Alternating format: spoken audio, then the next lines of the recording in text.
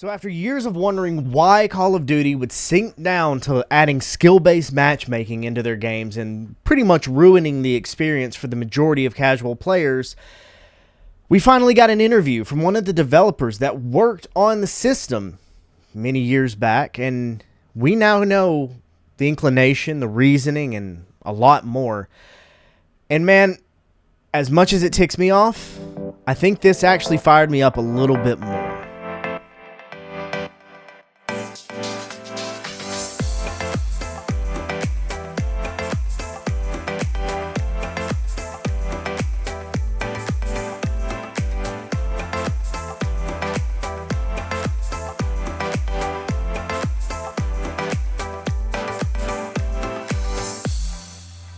Well, welcome, ladies and gentlemen, to another episode of Right Click. As always, Byrdman here, and I don't want to give too much of a preamble. This is a decent-sized article, and I want to just kind of get into it, but there's a few things that need to be said. First of all, as you heard in the intro, it's about skill-based matchmaking, and this has been a huge topic of discussion in the Call of Duty world because it's the biggest first-person shooter franchise in history, and then they added this SBMM, or skill-based matchmaking system, that has really taken a hit on their numbers of players and really player enjoyment as well.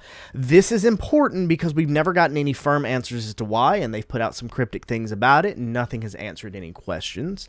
And in this, we found out that they did, and this came from the end of February of this year.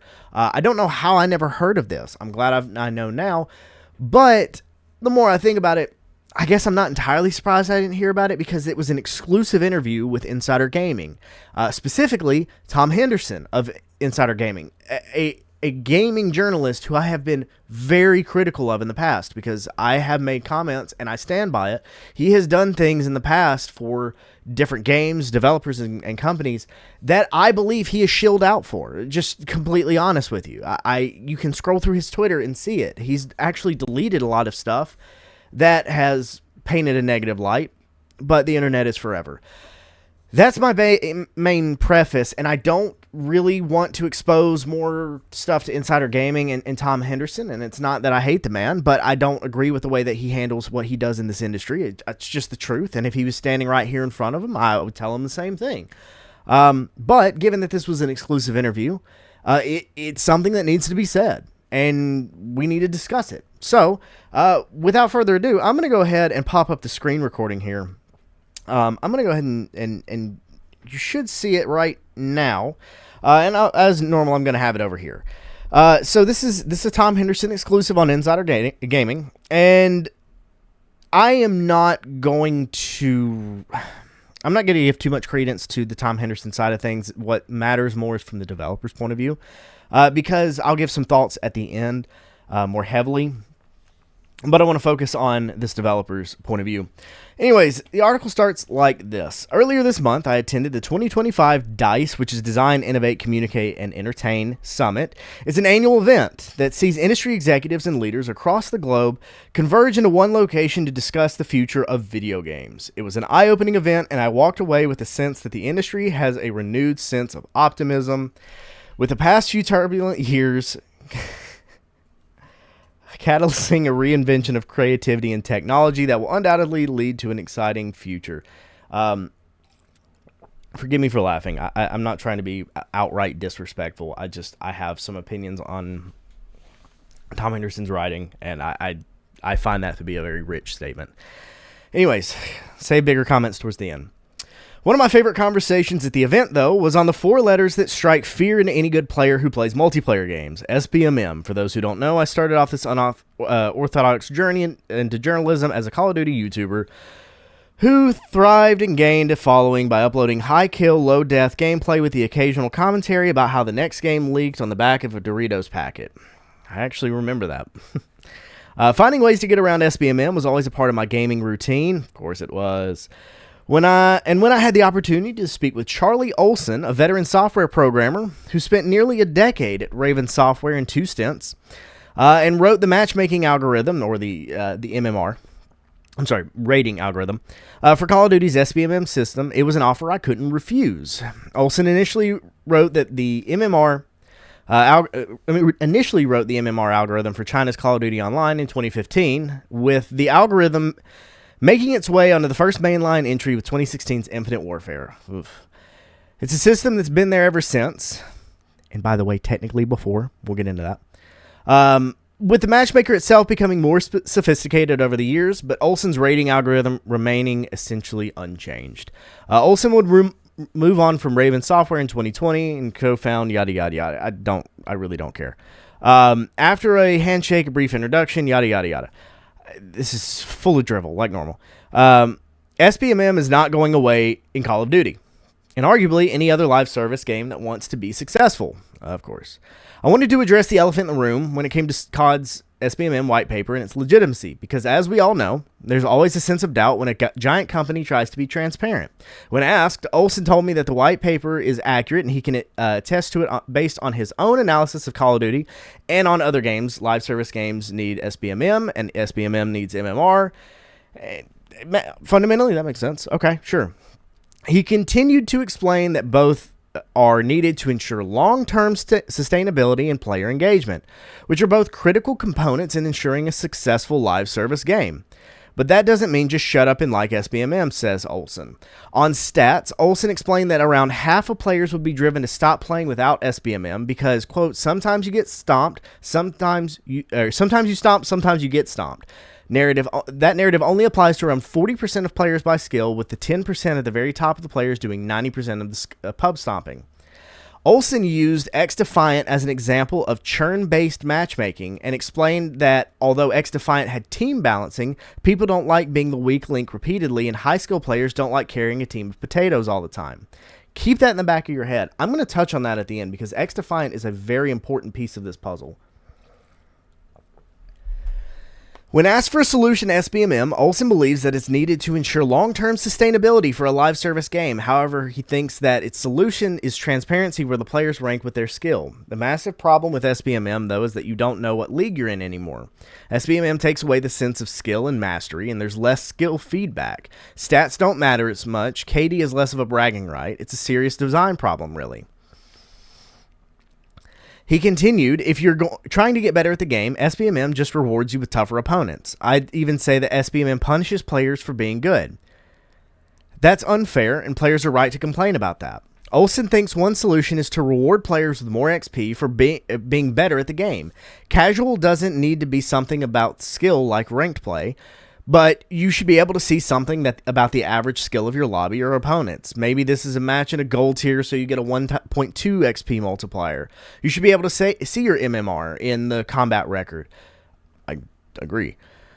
You shouldn't have to file a personal data request with Activision just to get that information. Little sidebar here because this is important. I did that. I filed that request, and it was ludicrous. It was the amount of information collected is horrifying. Anyways, he went on to explain that he did pitch such a system for Call of Duty on multiple occasions, even at a meeting at Infinity Ward during 2019 Modern Warfare's development. However, Olsen noted that the lack of bandwidth that studios have to consider new ideas outside of the lead studio makes such pitches an uphill battle, especially coming from a non-designer. So I tried, but it didn't catch on, he said. The other reason I think it didn't catch on is that most designers just don't know how much about MMR, how MMR works, and therefore aren't comfortable using it as a component for design.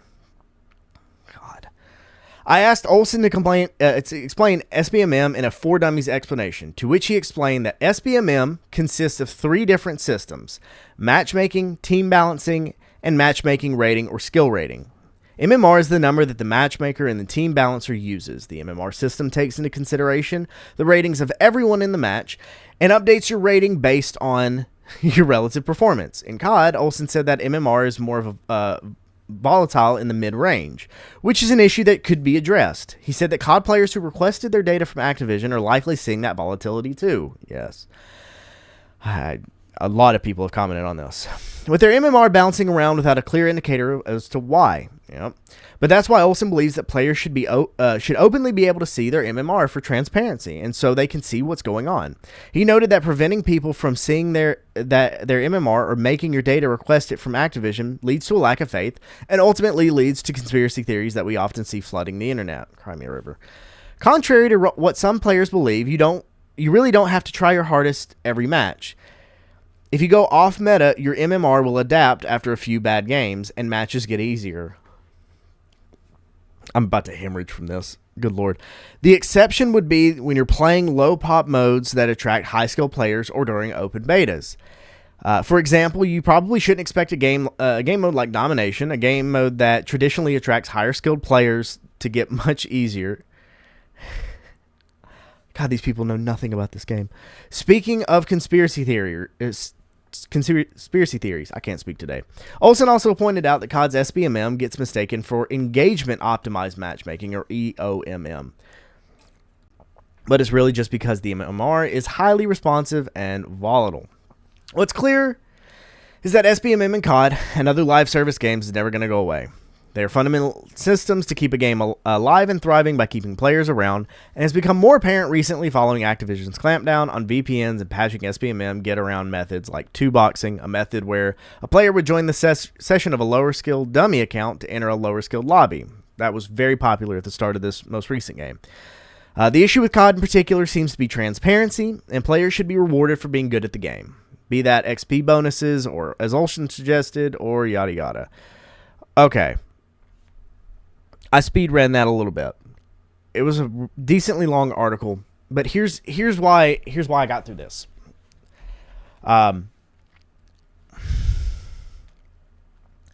There's a lot of garbage in this. Okay. One thing that I do and don't agree with. So I brought up the X Defiant thing. Olsen talks about how sometimes you stomp, sometimes you get stomped. Only applies to around 40% of players by skill, with 10% of the very top players doing 90% of the pub stomping, and he used X Defiant as a way to justify that opinion. Okay. Excuse me. So, X Defiant, we've talked about numerous times. I actually liked X Defiant. One of the big draws to it was that it didn't have SBMM. And it doesn't. It has other balancing systems, as he mentioned, and that's fair. It does have team balancing and things like that, but it's lower aggression, let's say. I enjoyed X Defiant because I come from a time of Call of Duty where pub stomping was a thing. You'd go in and, mind you, SBMM has been in Call of Duty since Black Ops 2. We're talking 15 years at this point, nearly. It's been around for a long time. X Defiant pulled all of that out. The old style that I come from was a very low aggression SBMM, so it wasn't tuned very high. You could still pub stomp. You could still go and drop nukes. Nobody really does that frequently in current CODs. It's not feasible. You have to try so hard. It's not fun. It takes the fun of naturally playing the game away, and it does. It just does. Okay. X Defiant could have balanced it better. I've never had a problem with SBMM as a concept. I have a problem with the tuning of SBMM and the way that they've weaponized it. Specifically, Activision has weaponized it against Call of Duty players. X Defiant is absolutely right. I do get bored of it after a while. Now, granted, the game's been wrapped up for a while now. I think it finally goes offline in 2 months. Anyways, he's right. X Defiant did get boring after a while because it was just playing against a bunch of potatoes for me. And I'm not trying to pat myself on the back or anything. I'm sorry if this sounds stupid. It's a very natural game. It plays like the games that I grew up on. It plays like the games that I competed on. It's very basic for me. It's very simple, and I do consistently have 70, 80, 90 plus kill games because of the way that the game's tuned. And I can tell you outright, it's not fun for the people that are getting stomped. Now, the only thing in this that I can sit here and really link to is he talks about finding a middle ground, maybe being XP based. Okay, fair enough. But if you leave the tuning the same, people are still going to have the problem. Because most really intense gamers at this point, and this is why I say these people are legitimately removed from the reality of games nowadays, most hardcore gamers when they drop in, they are grinding the game to the point where levels stop mattering very quickly. This current Black Ops 6 is a perfect example of that. I see Master Prestiges constantly. People who've already crested over the high levels of the game. There's no incentive at a certain point. So casual players may see something like, okay, let's get more XP. I get less kills a game than a higher skill player. I can't keep up. I can't level up as fast. Okay, we can have a middle ground there. I don't particularly like that. And I think my opinions on this are actually going to piss a lot of people off, because my dumbed down explanation of this game is, this is one of those things that the more you play, the better you can get. And it's like anything else. If you put the time in, you'll get better. And if you don't have the natural skill for it and you can't crest over that, the practice is only going to take you so far. Some people just aren't naturally skillful towards something like that. Maybe it's motor controls. Maybe it's hand-eye. It doesn't matter. And this isn't an insult, but it is the truth. There's a reason why in every single thing in this life, there's people that are better at this than they are, than that than they are. It doesn't matter. I cannot go out on a soccer field and compete. I can grind and get better and get in shape, and I could be better than I am now, but I played soccer. I know where my ceiling is. Now, I spent the time that I did playing Call of Duty and playing competitively because I knew where my ceiling was, and I also knew where my floor was. SBMM was designed to coddle people and create an environment where the high skill, really sweaty people could sit there and continue to do what they do in their little bubble, but allow the people who aren't good at the game, just bluntly, to still have an enjoyable time. At its face, there's nothing wrong with that, but this is a participation trophy scenario. Now, here's where my problem with this is, from the development standpoint. The reality is you can have your cake and eat it too. They can develop this where both sides win. They can. This is not controversial. This is factually objective. This is truth. It is what it is. The tuning can be adjusted, and make note here, Activision has released graphs and data that they've gathered that do wholeheartedly prove this. Just straight up. It proves this. There is so much here where he passes the buck. The guy who created this egregious MMR that they're using sits here and says, well, I tried, but it didn't catch on. Woe is me. And now he goes and does it for other games that are still not succeeding.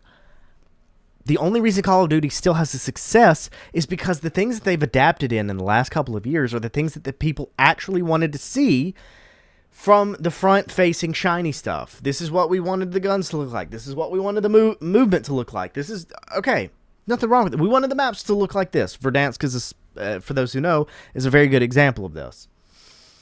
Mother Mary on a pogo stick. This is not complicated. This individual created the system and is saying, well, I tried. I just can't do much anymore. I have zero sympathy for this. And make no mistake, Olsen is the reason why Call of Duty is declining from the public-facing side. This is why the professional side, the competitive side, the media side is not getting the attention that it used to, because people don't want to come in here, have one good game, and go and get slaughtered. And this is what he talks about. And I hate this quote. It makes me so angry. Contrary to what some players believe, you really don't have to try your hardest every match. If you go off meta, your MMR will adapt after a few games and the matches will get easier. That is a complete lie. There's nothing factually correct about that. It is a lie. There are people who actively, the exclusive Ace on YouTube has actively debunked this numerous times. I have debunked this. You can sit here and reverse boost, which means you go in and drop 100 deaths, kill yourself 100 times, and okay, It'll start getting easier. But you have one good match and it immediately launches back up. If you've requested your data from Activision, you can see this directly. There are people who have broken this down by the actual numeric statistics and have proven that literally what the guy who designed it is saying is a complete and utter lie. This is why stuff like this pisses me off, because there is a legitimate answer to this. You have had it at an 11 for the last 8 years. Bring it down to a 7. Watch the people return. There has been a balance where you've had a mix of competitors. This is normal. There's nothing about this that is off base, that is weird, that is untried or unproven. This all exists. I don't understand their hell-bent desire not only to continue to do this, but to lie about it. They had to recant what they were saying about that when the whole public notice of, hey, you can request your data came in. People flooded it because they're like, I want to know why you were doing this to me. And I want to see what it does when I get in these, I'll play off meta. No, what you understand. When he says, contrary to what some players believe, you really don't have to try your hardest every match. If you go off meta, your MMR will adapt. But he's saying if I don't use the best gun in the game for a couple of games, it'll reset and everything will be fine. It's like I played again. First of all, that's a garbage system because you are forcing the player to game the system. And then by the way, Activision has been banning people for doing that consistently. Banning people for finding these workarounds because it's not fun to play. And you have the developer of it saying, well, you don't actually have to do that. No, what he's actually saying is if you want that to take effect, you have to go wildly. You have to go and you can't get any kills. You have to just kill yourself over and over and over. And then it will put you in a lower skill lobby. Okay. That is the same thing as a concept called smurfing. And smurfing is when a high-level player goes and creates a fresh account. Nothing's ever been played on that account before. They go in and they just wax the floor with everybody. Because it's an account with no playtime on it. So the SBMM goes, okay, well, I'm going to put you with other people with similar MMR, which means that it's people who are genuinely not good at the game. People, and I've seen this. I've seen this directly. People who legitimately will walk around and walk into walls because they don't have the motor skill between the two thumbs. I am not insulting anybody. I've seen it myself. This is true. Or it's other people who have never played it before. So if you have somebody that can play at an extremely high level going and playing on a smurfed account, again, that's just the nickname of it, you will get banned for that. He is literally telling people to actively reset and smurf. You risk your own account doing that. These people are so out of touch. They even say, for example, God, Tom Henderson is... For example, you probably shouldn't expect a game mode like Domination, a game mode that traditionally attracts higher skilled players. In 2011 it did. What are we talking about? He is talking about things that are so out of date. The concept that he's interviewing this developer on didn't even exist then. These people are frauds. It's one fraud interviewing another. This is psychotic. And we sit here and finding the solution is going to be a tough one to appease everybody. No, it's not. Your garbage is the reason. This nonsense is the reason Tom Henderson can post drivel, because it drives people to read these articles and go, why are they doing this to me? And everybody gets mad on Twitter. It's the only positive engagement that COD is getting, positive meaning incline, in player base. By the way, when they released the thing that people freaking wanted, Verdansk, the original Warzone map, came out, a week and a half ago? No, a week ago, yesterday. People are loving it. People are loving it. It's the stuff people asked for. It's as simple as that. You give what the community is asking for, and the community will return. End of discussion. This is not complicated. This is drivel.